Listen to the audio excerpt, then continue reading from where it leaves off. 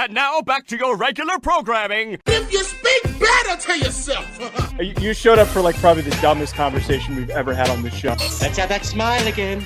Tell me how that happens. Physically should not happen. Relax. If you say it Give me as well. 3 times a day, God will line it up. He's just an absolute hack, and he gets his ass kicked by his teammates every week. It's just terrible. Known Sean Anderson, 2 former college football players from the University of Rhode Island. Today, we are going to be discussing all of the major rule changes that have come from the NFL owners' meetings, as well as some comments made by Seahawks head coach Mike Macdonald. Seems like they've got higher hopes for this season than many would have thought. Down Bad Dudes is going to be really fun today because an NFL player is getting criticized for doing what one would consider to be pretty normal behavior for a 23-year-old adult male. But we'll get to that much later on in the show, as well as the hack bag at the very end. Before we get there, Sean, I placed a bet today on the over for the Yankees game. Didn't even really check what it was, but I'm just only placing overs on the Yankees until they don't hit. It's a smart plan, and I hope you did that at BetOnline. It's the world's most trusted betting platform, your number one source for all your sports betting action. Overs, hit props, home run props. You can find them all at BetOnline. So I got something coming out later, either tonight or tomorrow on the torpedo bats. Okay. They're probably going to get removed because they're called torpedo bats, right? Like if they didn't have a name like that, I don't think people would be so up in arms about getting them out. Is it a warfare thing? Is that what you think? No, it's just too good of a name. It makes you think that these adjustments to the equipment are too overpowered because it has a name called torpedo bat. If it was just called label weight bat, I think we're in a different situation. I think we are going to lose a very good part of baseball, modern baseball, because we named it the torpedo bat. And it's actually the broadcast crew's fault for giving it such a good name. It's a great name. Well, it looks like a torpedo. So it does. It looks like a missile. It looks like a torpedo. The balls are flying off the bat fast like torpedoes. Like, it's all great. It's aptly named. I don't think it's for long because people are scared of change, and this one is imminent. It is strong, and it has a catchy name that we can blame all the problems on. But while it's still here, while it's hot, take all your baseball overs, take all your baseball plays at BetOnline. All the March Madness Final Four stuff, find it at BetOnline. Kentucky Derby, where's it going to be at? BetOnline. In between games, head over to the BetOnline Casino with all the top Vegas-style games, including poker and the live casino. BetOnline, the game starts here. All right, Sean, NFL owners meetings, coaches are there. They're talking to the media. This is always a nice little free week where we get a bunch of headlines and a lot of news to discuss. I want to start by talking about all the NFL rule changes that came about over the past couple of days. There is a long list of moves that are going to occur. The tush push is not one of them. A projected opportunity for playoff teams to be determined and the seeding to be determined, the bye to be just based on overall record, that has been tabled. What we do get is a change to overtime rules, a change to the kickoff and touchback rule, replay assist, and the chain gain. The 4 that I want to discuss, of those 4 that I brought up, I want to approach it like this, Sean. Is this move actually worth it, or is this a waste of time? The overtime rule, all they have changed is that it will be the same as it is in the regular season, or in the regular season will be the same as it is in the postseason. Under overtime rules in the postseason, the period is 15 minutes long, and both teams are guaranteed a possession, even if the team that gets the ball first scores a touchdown. Both teams will now be guaranteed a possession during overtime in the regular season, but the OT period will only be 10 minutes long. Under the previous regular season rule, the team that got the ball first could win the game by scoring a touchdown on the first possession, but that is no longer the case, as it will now be this playoff version. Is this worth it, or is this nonsense? This one is worth it. It's just keeping a little bit of continuity. I don't see the benefit, aside from like the first time it happens in the playoffs, of having a different formatted overtime game between the regular season and the playoffs. Like, just because it's the playoffs, we let both teams touch the ball. Well, we might as well make it even across the board, so there's not going to be any hiccups in the postseason. Whereas, we weren't really prepped for this. I remember this last season when we first got the new overtime rules introduced into the playoffs.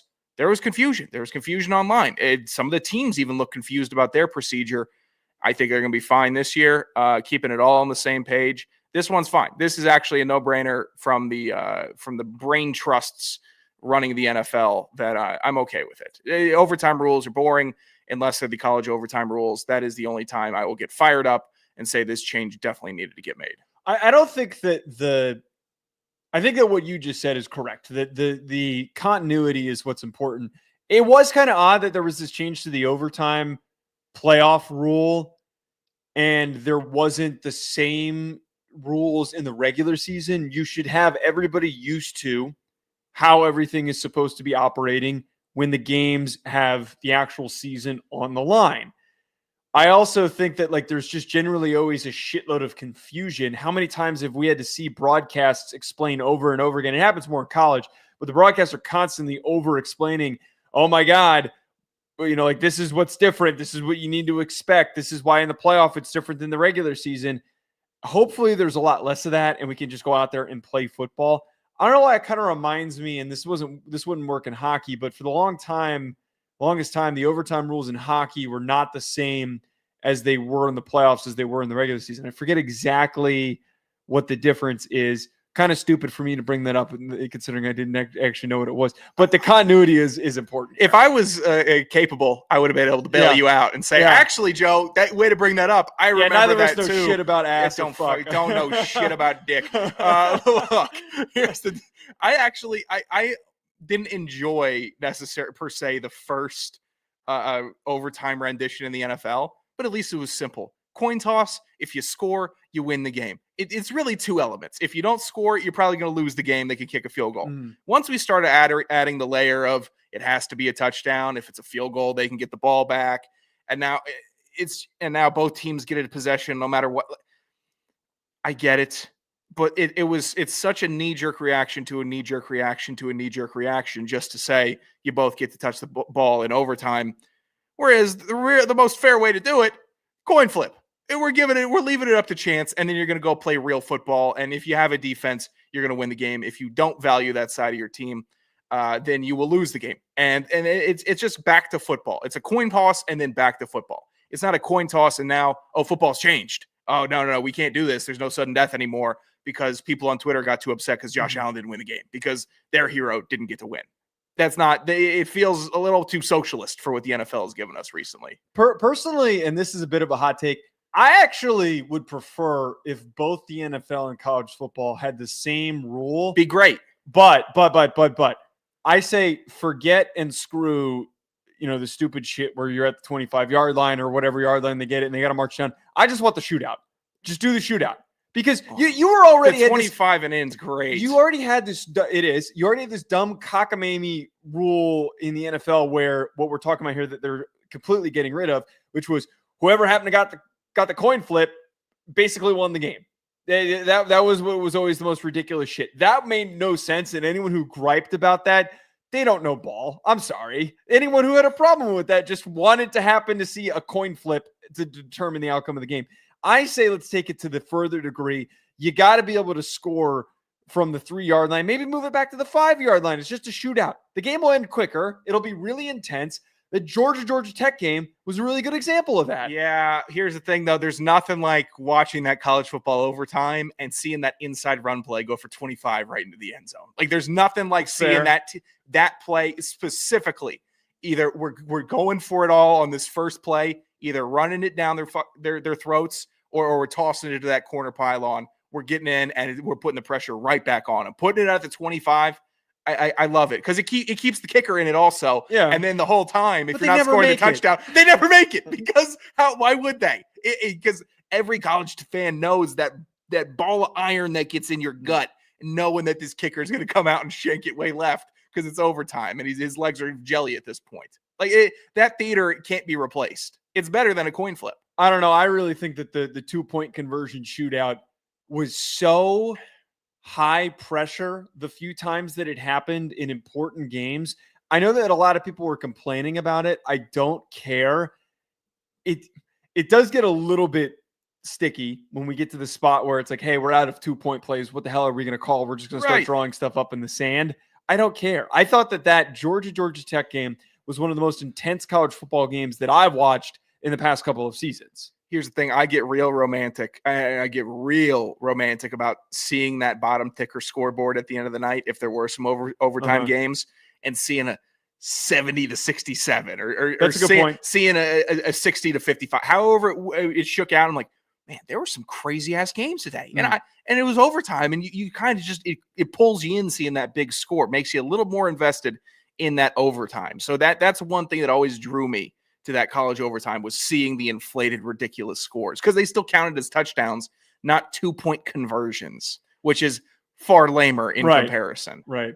The other second rule change, the touchback was originally at the 30-yard line, but starting in 2025, the touchback will be moved out to the 35-yard line. The change is being made with the hope that it will discourage the kicking team from simply booting the ball out of the end of the end zone, the back of the end zone on a kickoff, knowing that a return team will automatically get the ball at the 35-yard line. So we added and changed the approach where it was the UFL style, where everybody's lined up within 10 yards of one another. The onside kick was removed.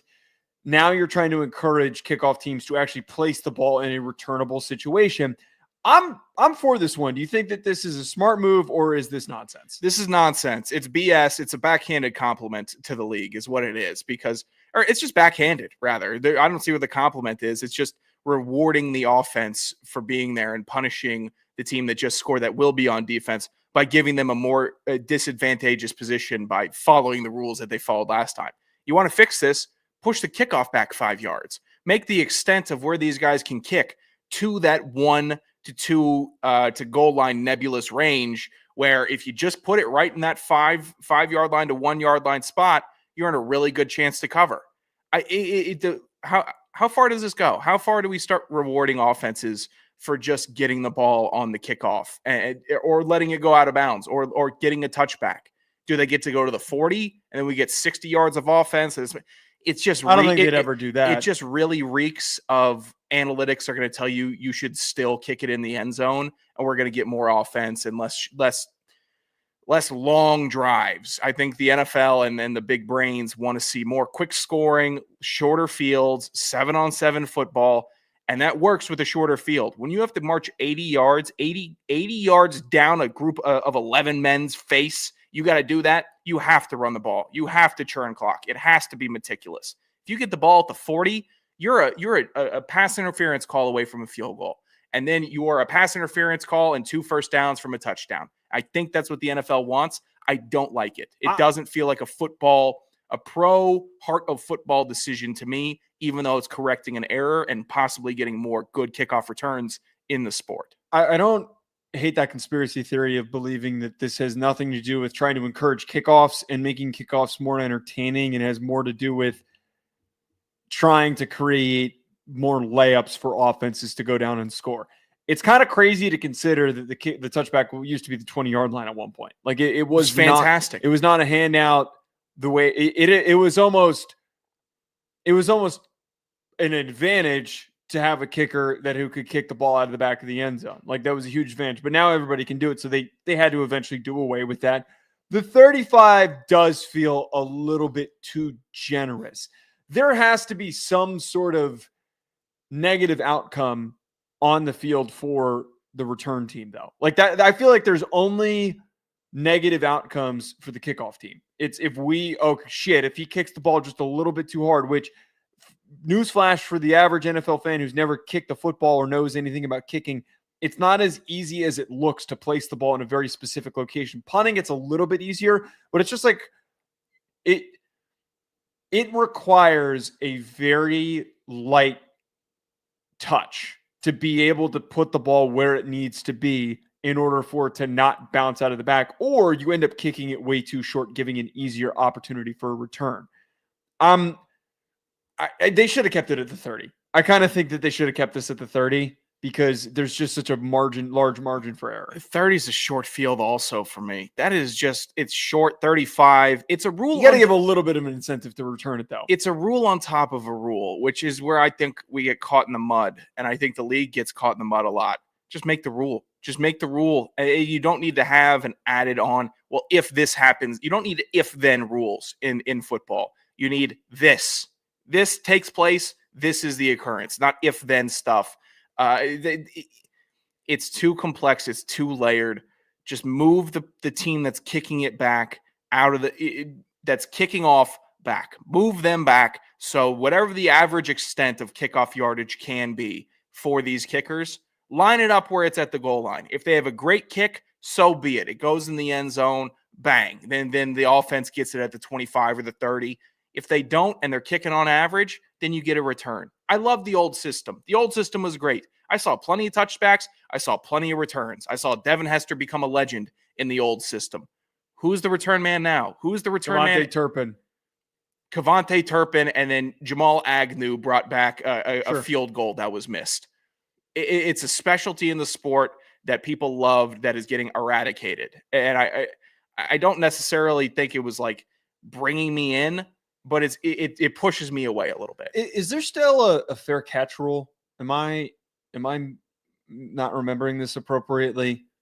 Because like that's what the stupid part about this is, that if the ball, if there's still the fair catch rule, if the ball is kicked to him within, what was it, the 20 yard line, you were allowed to fair catch it and you would get a touchback. So these returners are not really given that much of I don't want to speak to the truth of that because I might be wrong here. I'm trying to recall exactly if I had seen a fair catch within that kickoff. I feel like nobody I have. pays attention to the damn kickoffs because they never take them out. Because they never take the kick out. Change whatever you want. It's not going to actually make this play more entertaining. I hate to, you know what? I am not getting political in the least right now, but the big man in office preferred the college kickoff style, aka the traditional football kickoff style. He wants it back. So that's going to be the next executive order. Drop that EO on the docket, DT. I'd appreciate it. Let's get the boys clanging to the pads again. Okay. The next one, replay assist has been expanded. 5 new penalties can now be overturned by the booth.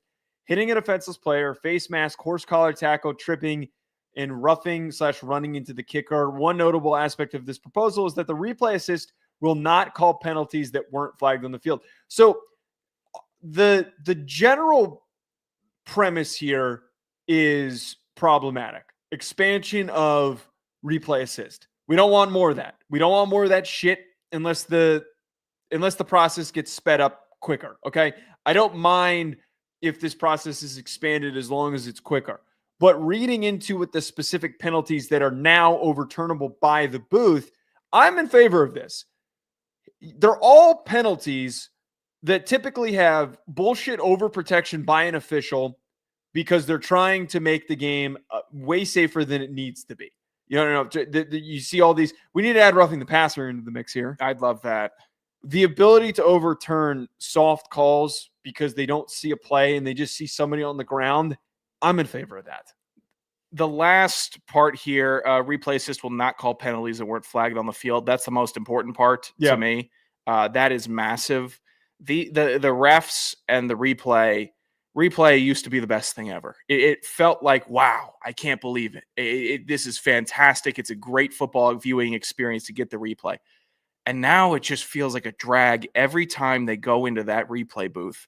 You just think it's going to be some type of fuckery. You think that there's going to be something going on. Like, what could they possibly be looking at for that long? Why are they still determining targeting, stuff like that? Go ahead, take the look. I've actually grown to really like how they've approached targeting this past season specifically.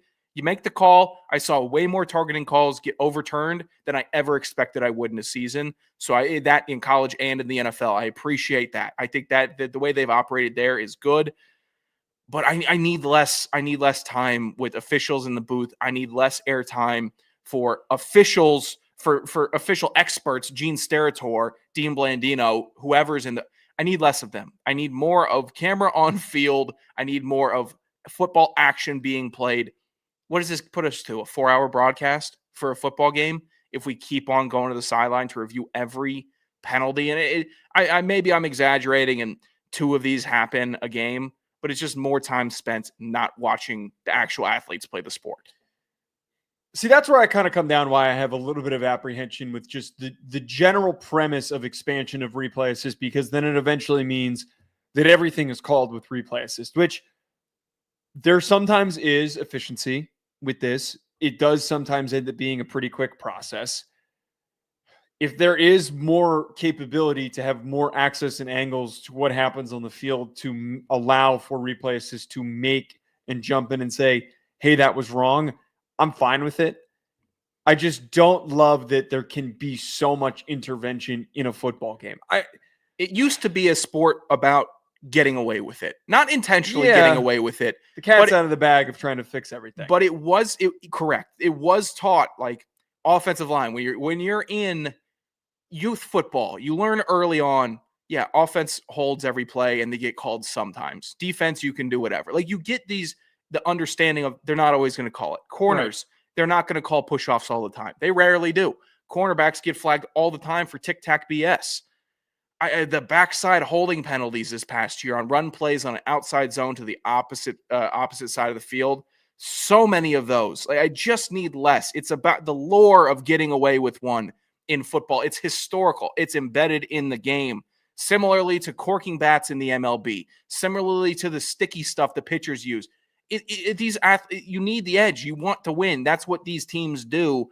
And by intervening and constantly doing this, you could possibly erase great moments. You possibly erase that Denver win over Pittsburgh in the playoffs with Tebow throwing that touchdown on the first play because there was a player mislined and there weren't enough players on the LOS. If there's an eye in the sky catching that before and Big Brother's giving a radar, you don't get that moment. You don't get the one big Tebow playoff win before he goes and pisses down his leg against New England.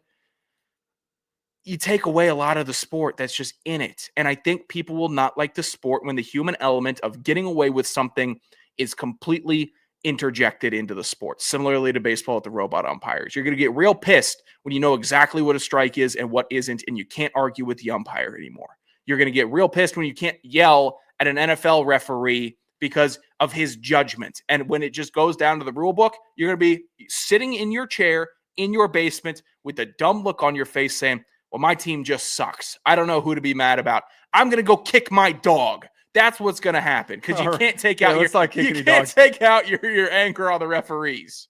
Sean's saying take your anger out on your kids. That's exactly what he's saying.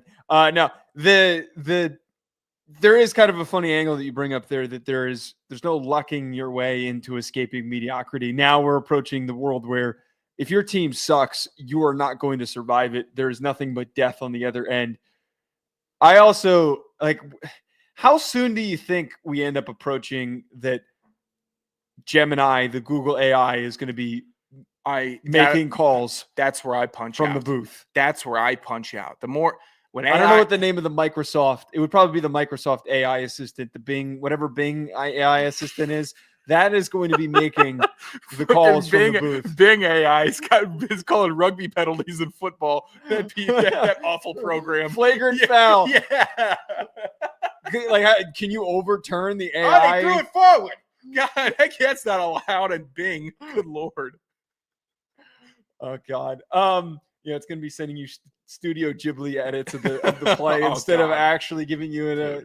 Can't even overemphasize seeing a Studio Ghibli movie in the theater compared to these edits that are getting put out there. It was the worst thing that could have happened this weekend. And it pisses me off that there's just general amusement from the public that it's like, wow, look how cool this is. I found it really funny that apparently all of these requests require so much processing power that it's like melting the software. It's destroying the environment. Or not the software, the hardware. Yeah. The upkeep, but specifically this, it's overheating the system so much that the hardware is melting from trying to produce these. Husbands used to paint their wives. They used to practice art, to dedicate a year and a half to a painting they put their all into, to profess their love. And now you got some dickhead with a labradoodle that's obviously cucked, going into Grok AI or SO3 or whatever it's called and doing, all right, I put us in Ghibli. Don't I deserve a blowjob for that? No, you don't.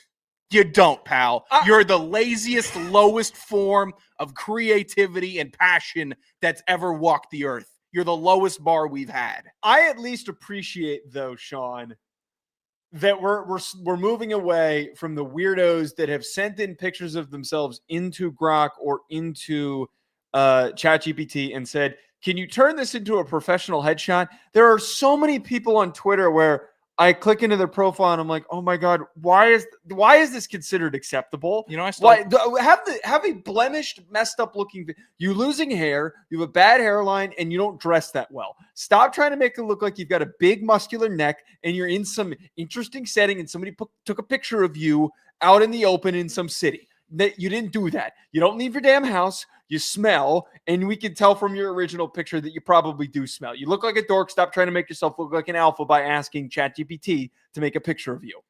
There's a pinned tweet from a busty woman I'm familiar with on Twitter. Not personally familiar with, but I'm aware of Tread her. lightly. I am. Her pinned tweet goes, "Girl, he saw your rolls when you walked in for dinner. Just get naked." So all of this pretense of, hey, I'm going to make it look like I got a big neck and I'm an alpha Chad in the city. No, you're a dude on his laptop that's 6 years old with a disgusting screen applying on LinkedIn. You got no network. You got no connections. Just go raw like the rest of us. Stop trying to AI yourself. God, I hate AI so much. It's the worst. Even though, well, okay, actually, let me rephrase. I have been using ChatGPT a lot for the titles and the description on our YouTube channel. Oh, okay. Outside of that, though, which it paid really good results on Rufino and Joe. We got a 12,000 view video yesterday. I'm sure the SEO or the AI is working with SEO, right? And trending topics. It's going to tell me how to better. It's botting up, yeah. But if you're using it to alter the way that you look, no. Last thing that we need is, I swear to God, if some dickhead pitches AI's involvement in changing the sport, you're right. That's what I'm checking out. Then we're going to be able to pitch. When that ruins football, we'll be able to pitch the new NFL. You know, we'll be able to pitch. Oh yeah. Like here's the new league back in the old days with no replay just started from assist, scratch. No Yeah, cameras. No cameras either. Nobody. You read it in the newspaper. That's how you find out what happened this week in the NFL. In the new NFL, you show up. You don't cigarettes on the sideline on the tables. You can have a. There's a cooler with only beer. There's no Gatorade. There's none of that. I love the new NFL. Why hasn't this been? It's just like the steroid Olympics. Can we bring back the big shoulder pads? Yeah, hell yeah. Can we bring back knee pads? Why? Where players are actually, staying safe and protecting their legs, and they're not just playing in pants. In all seriousness, this year, this is exactly like the steroid Olympics. Why hasn't somebody pitched the idea and the concept of here's an NFL league, but instead of innovation, we're going backwards. We're going so far backwards that it is the initial version where people were playing to death. Can we chop block? Hell yeah, we can chop block. It's the new NFL. Holy hell. The sport was better. But here's the thing. The NFL is so great, and I love the NFL so much, and you love the NFL so much that we understand it's not going anywhere. It's not any of these changes that are getting made, they feel like they're superficial. It feels like you're putting on fake lashes where you're still just looking into the eyes. You don't give a damn about the lashes. It's just fake lashes you're throwing on all these new rule changes. Right. The NFL is such a monster. It can't be stopped. It rolls over everything. It rolls over college football, which is a monster, which dwarfs every other sport. I want the new NFL so bad. Now that I'm thinking, I want the UF. I'm done with the UFL. The new NFL is the only thing I'm plugging into. That feels too over. That feels like a lot of the way that operates. That was produced by someone typed into AI like, "Hey, how can we make the NFL a little bit more interesting?" And it pitched out and spit out those answers. That's what it feels like I'm watching. We should take not the UFL guys, because I think that there is actually some benefit of staying in shape and actually playing respectable football. It is football. Playing respectable football to possibly be a feeder system into the big league.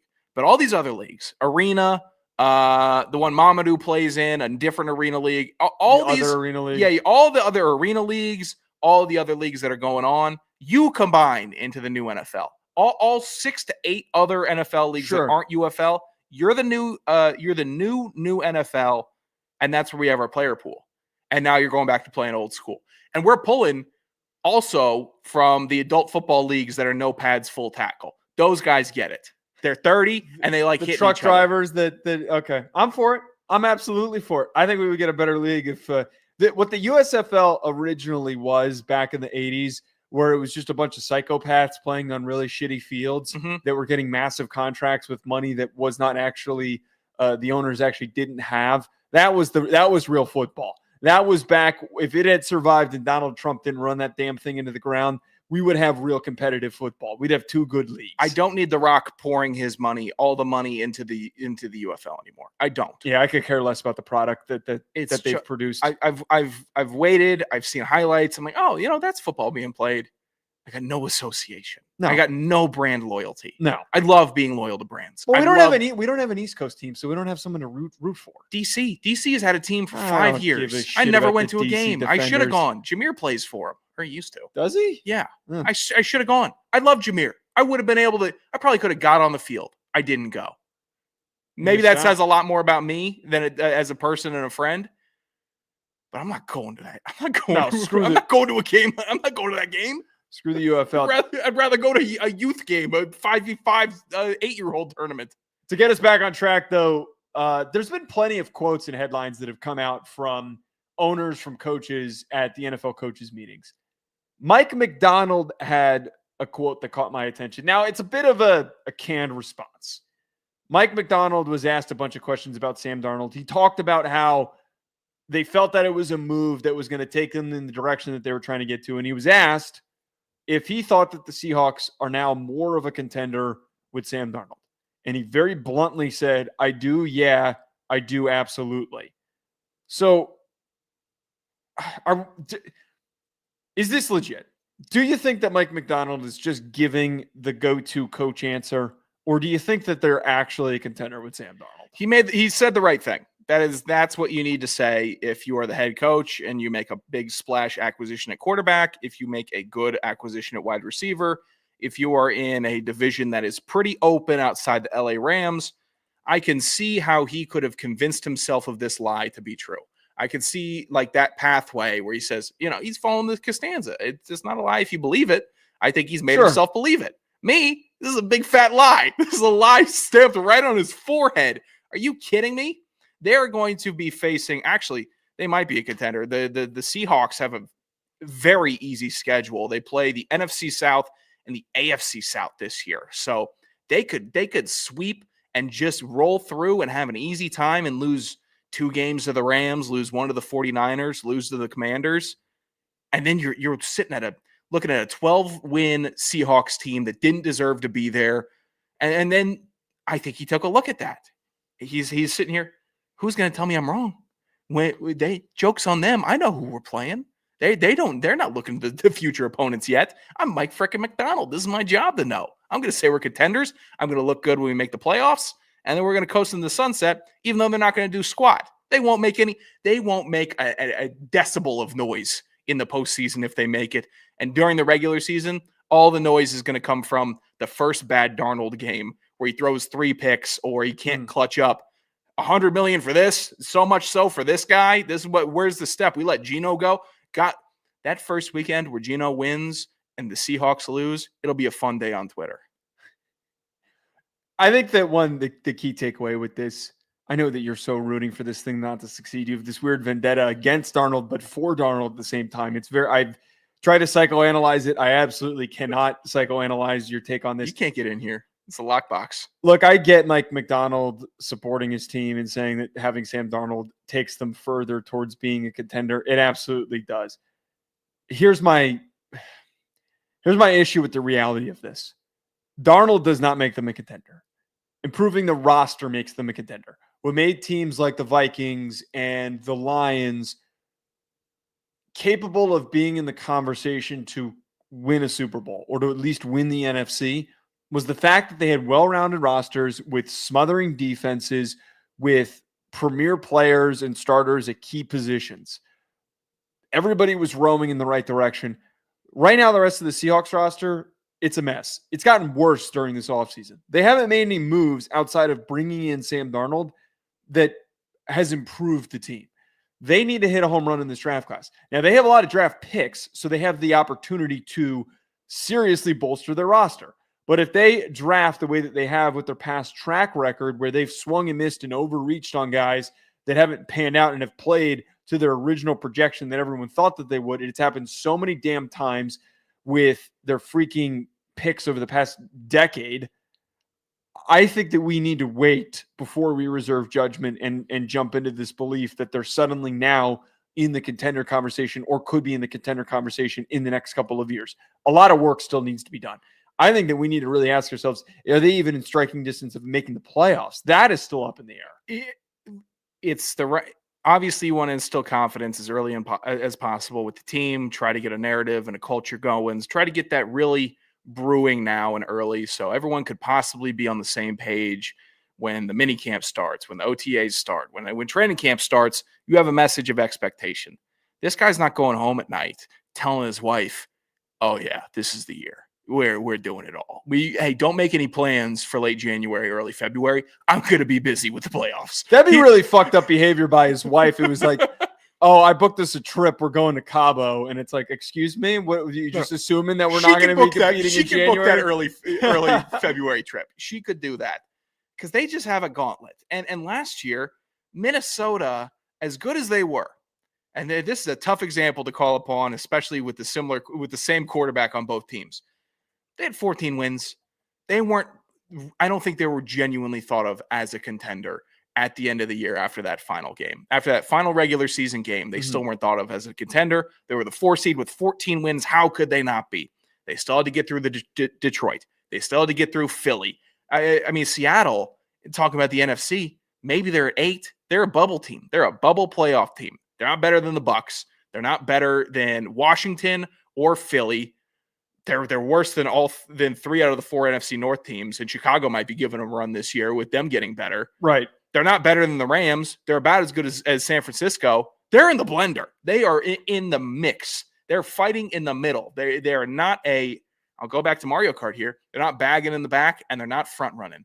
They're just battling in the middle, taking all the shells, getting the bad items. They can't get out. They need to get out, but they know that they're going to be in that mid-ranking position. If you can't tell, Sean owns a Switch.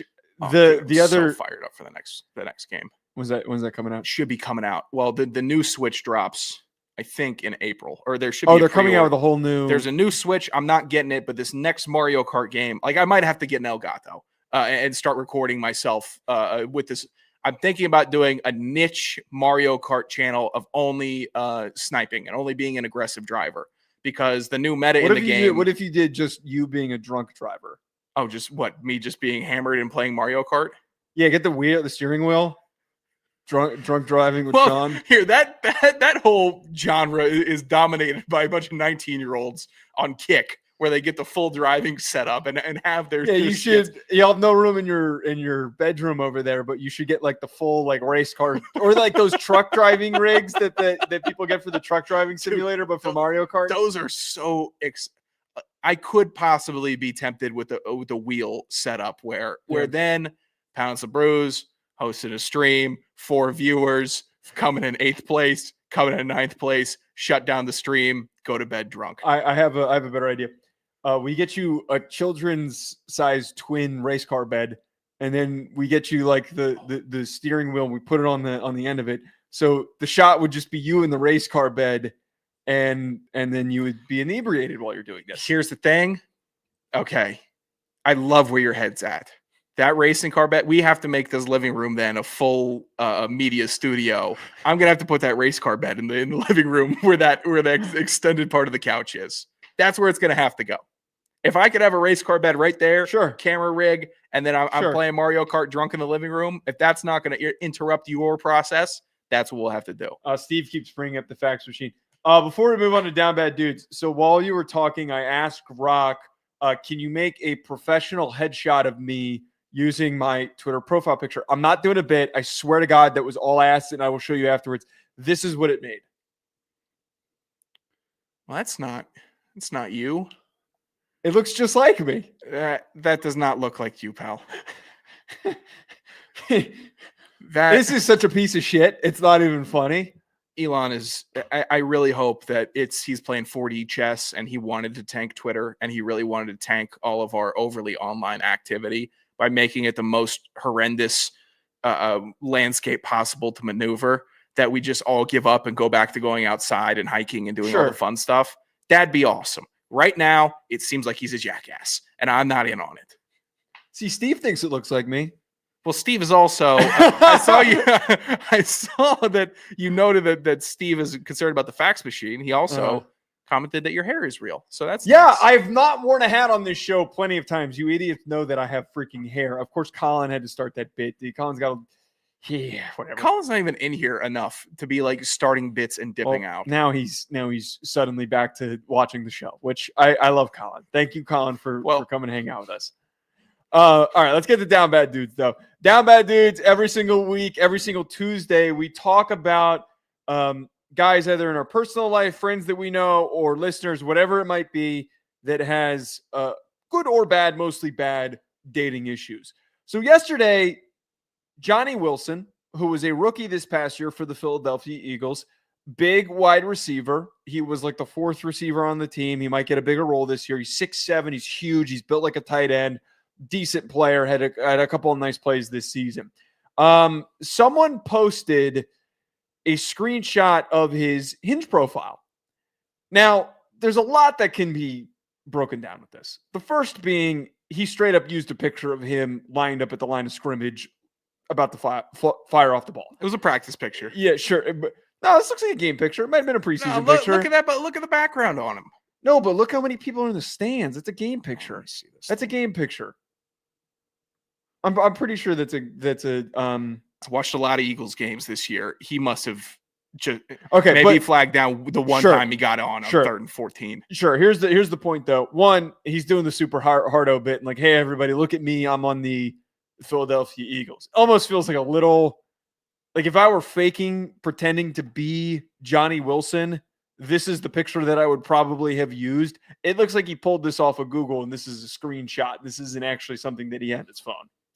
Yeah, this is tough. It's tough for a lot of ways. One, terrifying. Thinking that you're if you're just matching with someone on Hinge, you have the overall understanding. I'm probably getting screenshotted. I'm probably getting sent to a group chat.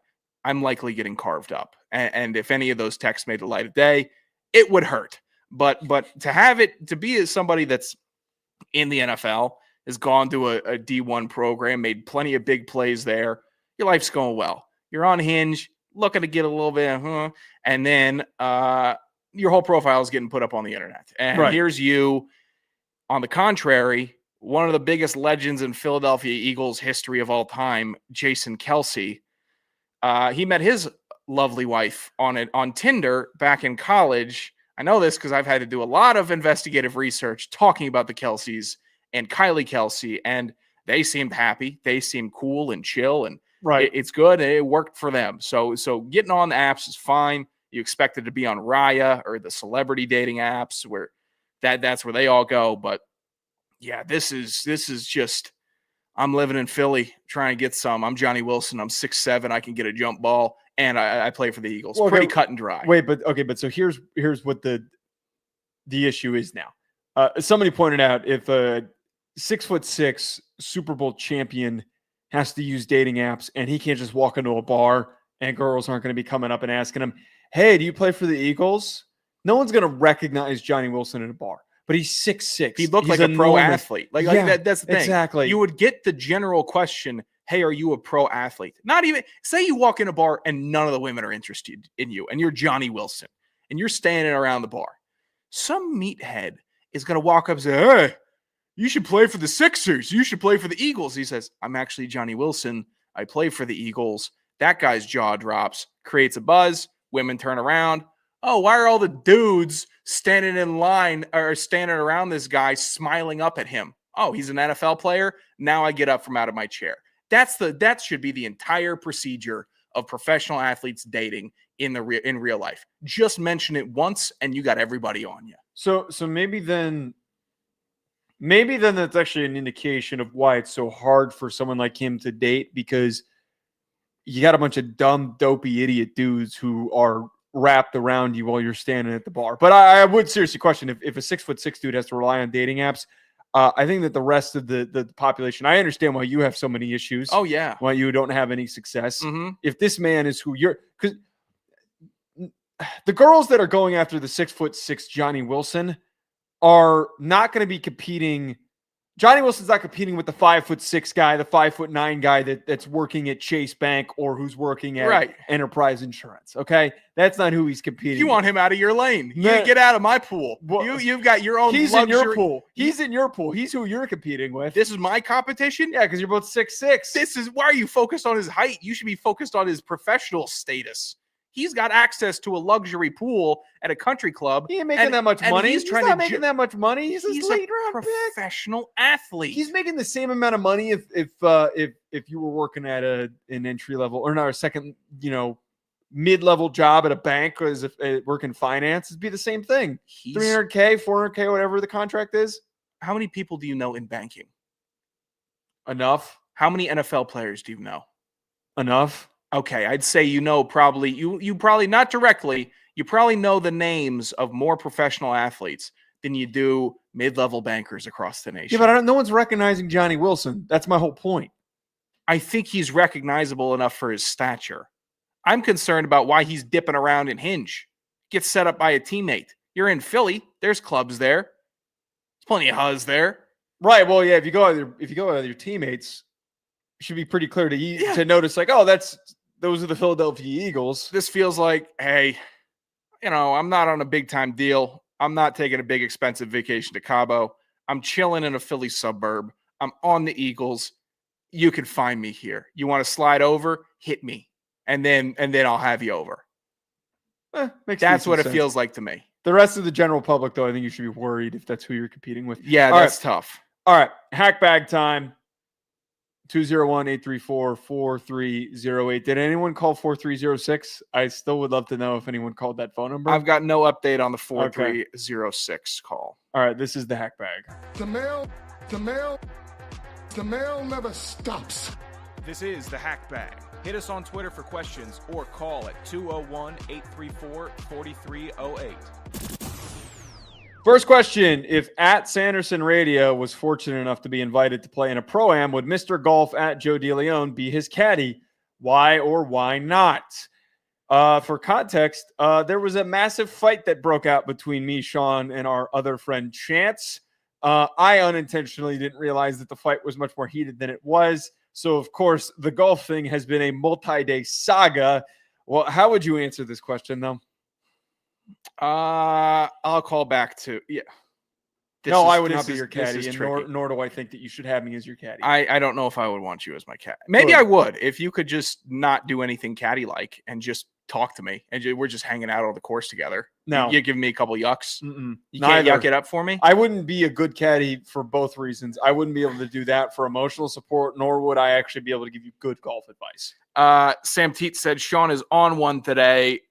That's due in part to golf and a golf argument that stemmed hours. I got on the train today. I literally put in my headphones leaving work today. Didn't play one song. One thing came out of my headphones because I was so entrenched in this golf argument. Dinging? It just kept dinging? No. I couldn't even get to the music because I was so angry in this argument. Or you just put them on and then you were just so pissed off. I was just so pissed off I didn't even get to play You guys music. are both taking it too seriously. That was what I was trying to say to you when you got back here and you were seething, is that I was trying to point out that I thought that this was more of a friendly back and forth quip off like we tend to do. And then it occurred to me how pissed off you were that this was actually you guys take it way too seriously. Me and Chance's first argument was about this one instance from golf, and I am pissed that he still has not given thanks for that context, by the way. He hasn't given me one iota of carte blanche or improvement in no whatever. That's not here, neither here nor there. Bison Rants, undetermined if I'm ever going to be golfing again. Undetermined if I'm ever golfing with Joe. I'm probably never going to golf with Chance again. I understand not golfing with Chance. I am the best person to golf with because I'm on the ledge right now, pal. I'm on this golf ledge. I take it so lightly, so much so, and you were accusing me of this being a negative thing. I don't like to bet because I like to play casually. I don't want to go out there and get fucking mad at people while I'm playing. I just want to play. I gotcha. I want to be better. But if my credibility is getting called into question about elements or being able to play while you're drinking, be able to play at a nice course, you should be able to play and gamble at the same time. It's a pretty big part of golf. You can also play and drink. There's no problem with that, which is why I completely misunderstood the tone of the conversation when I made a jab and called you John Daly. I don't need to be drinking on the golf course. If it's you and me It's out there completely playing, fine with drinking when you play. I drink when I play. I think it's best to drink while you're golfing. If you got a foursome or if you got two You groups do it at of the end of the four, round. You do it on hole 13. and you you have drink at hole 13. if you got a big group and you just want to go out and party and run around in the golf carts and swing the golf club and have a good time like a bunch of knuckleheads, that's great. But if it's me and Joe just trying to get a Twilight 9 in, I don't need to drink. It's just going to mess with my game. So I'm good with that. I'm good just relaxing out in nature playing golf.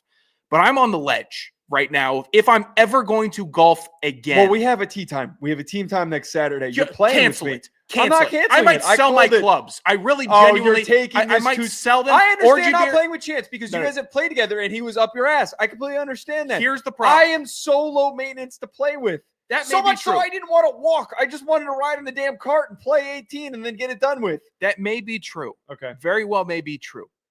But the only people that have ever been positive about me and golf or have ever like encouraging, and I don't need it. I don't care.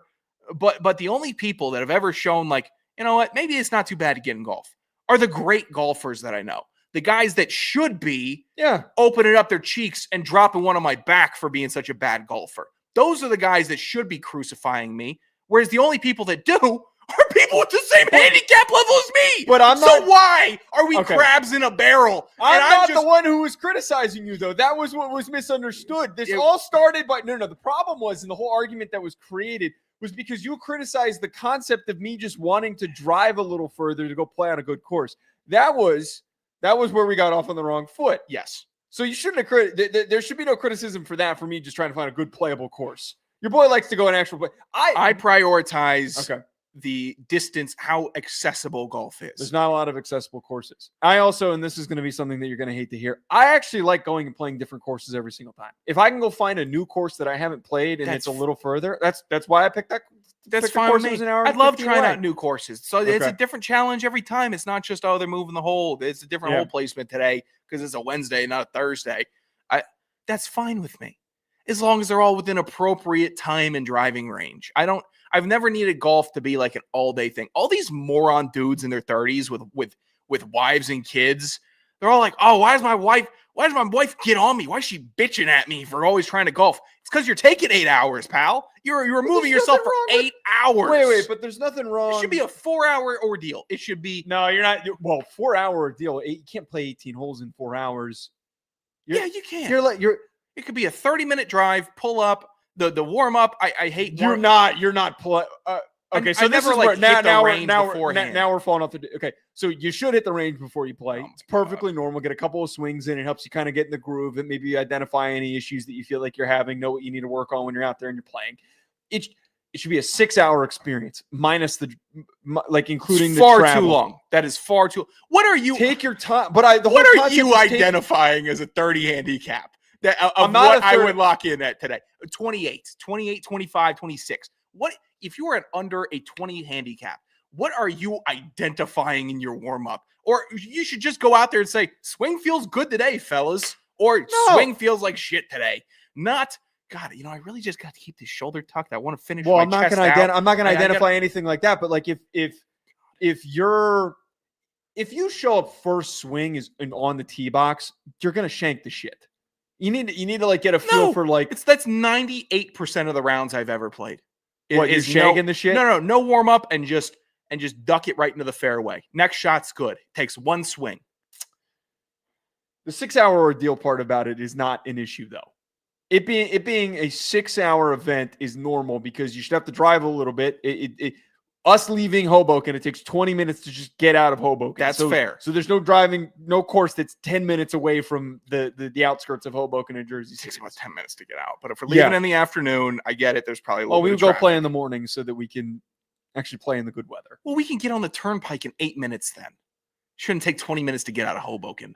I don't know. You're being a little ridiculous. There's courses in Newark that we could go play. I'm not playing at a golf course in Newark. I know that there's a decent course in Newark, but I think that 35 minutes that away. one's also a 9-hole muni. I don't want to go to one of these 9-hole munis. I want to play an actual 18-hole course. That is where like this disconnect is and why I'm so perplexed by the argument that why you is and there I only got 9 into. whole courses. I've only There's played. not a lot of space because it's so there's Then a you're we're in a gonna have to city adapt. area. In Virginia, I found there was only one course that was like a 9-hole course, and it wasn't even all. There's a par lot three. more space in Virginia. Yeah, Where yeah, you were there- living, there was a lot There more are open. There were tons of golf courses. They were all 30 minutes away, 30 to 40 minutes away.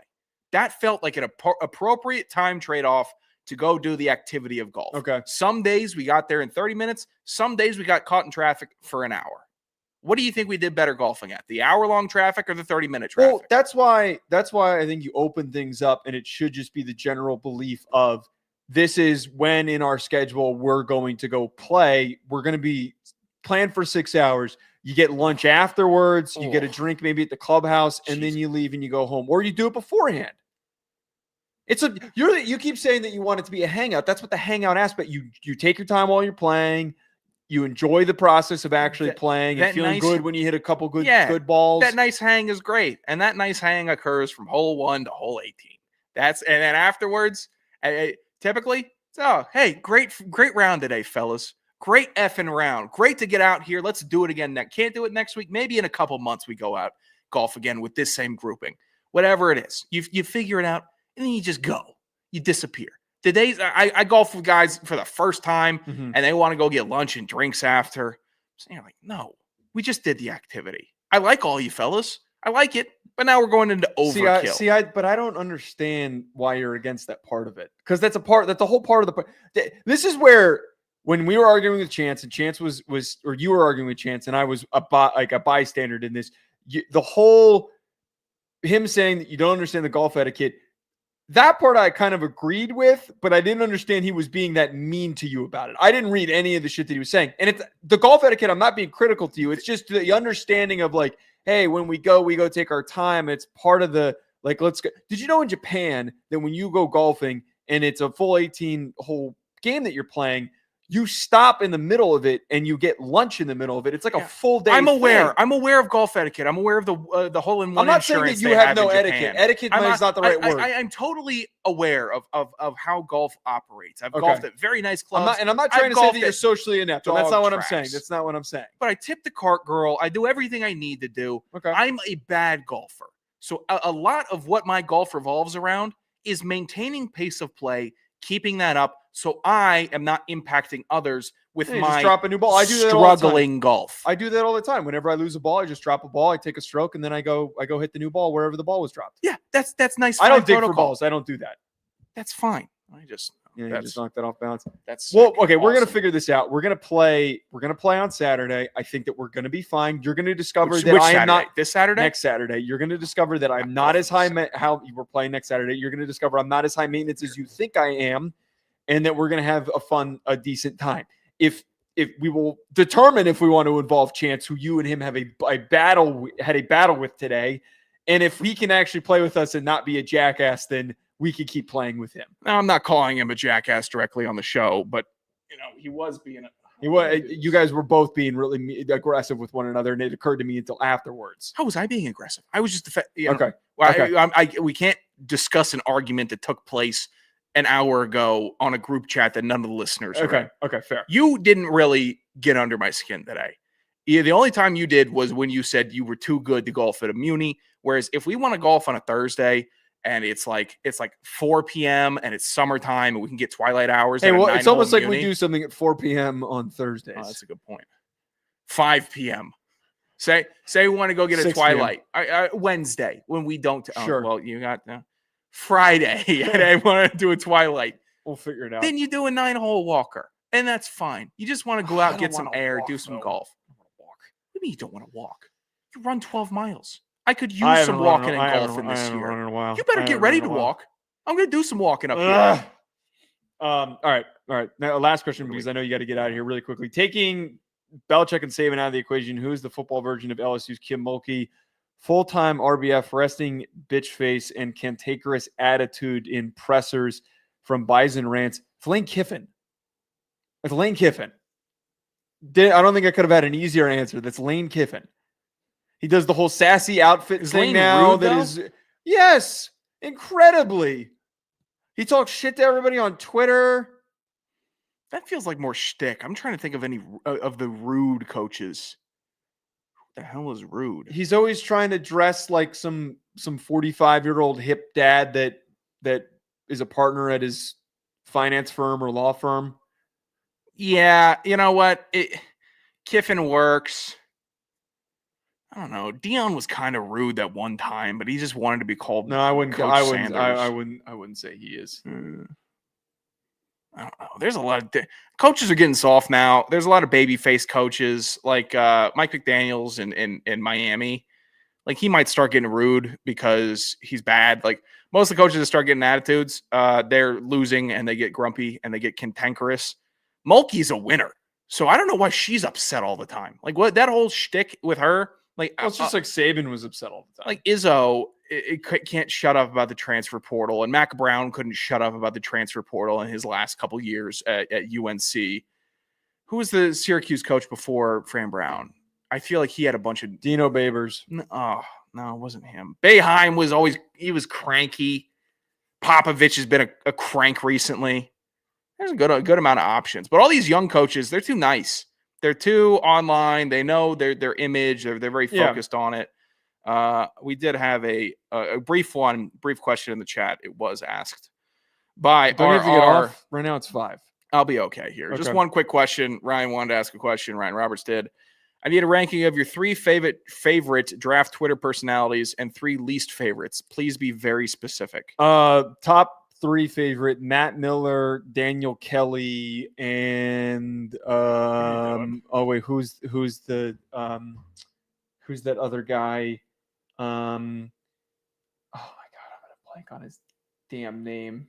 The other guy. Okay. My least favorite: Ryan Roberts. Is that Joe A. NFL you're thinking of? No, not He's he doesn't. real bad. Well, he's awful. Jesus, this guy Ryan has him blocked. I'm blanking on his damn name. John Vogel. John Vogel's number 3 favorite, and then least favorite. Ryan Roberts is number 1. Number 2 is Corey Kinnan, and then number 3. Who do I want to go with number 3? I don't have number 3. Who's your top 3? My number 1, Ryan Roberts. My number 2, worst or this is favorite. Oh, you're a kiss ass. My number 2, Joe DeLeone. My number 3, Ryan Fowler. I'll go with 3 people that I know. They're my 3 favorites. That's a lame list. 3 least favorites. Who's the kid that said volcanic when describing someone's explosiveness at the line of scrimmage? Don't be mean to Ian Cummings. Ian Cummings, the nicest guy that I have Ian ever is up met. there. No, don't be mean to why Ian. Why can't I be mean to Ian? Because I'm not he's such trying a to be nice mean. guy. I'm sure he's a nice guy. There's nothing about a football player that's volcanic. Okay, so he's number 1. Matt Miller's a hack. He's actually Miller's up there at 1. I'll put Cummings at 3. I have to leave him on. Who else don't I like? Hold on. Let me see if I could find this. You put me in an NFL draft group chat one time. Oh, God. Can't remember this group. It was a bunch of That was a long time ago. We were in a dynasty league. That lasted what?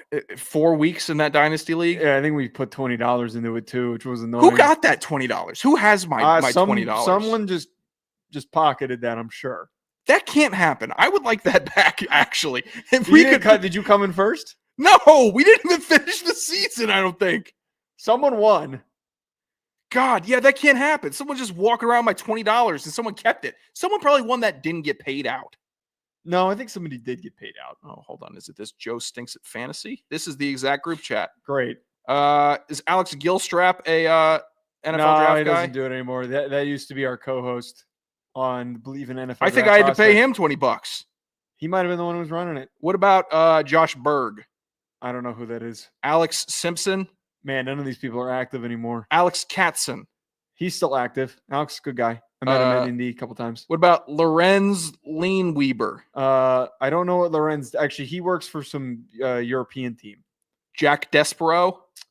I don't think he still does draft stuff anymore. Okay, well, then Alex Gilstrap is my number 2 least favorite because I think I Venmo'd him $20 for that league. So and he didn't get back to me. That's it? That's all it takes? Yeah. What am I going to do? Draft expert. I'm going to get mad at McShay. Yeah. I don't care about McShay. All right. We got to get out of here. At Joe DeLeone, at Sanderson Radio, at Hack City Pod 201. What's the rest of the number? 201-834-4308. 348. There we go. We'll talk to you folks later. Enjoy the rest of your week.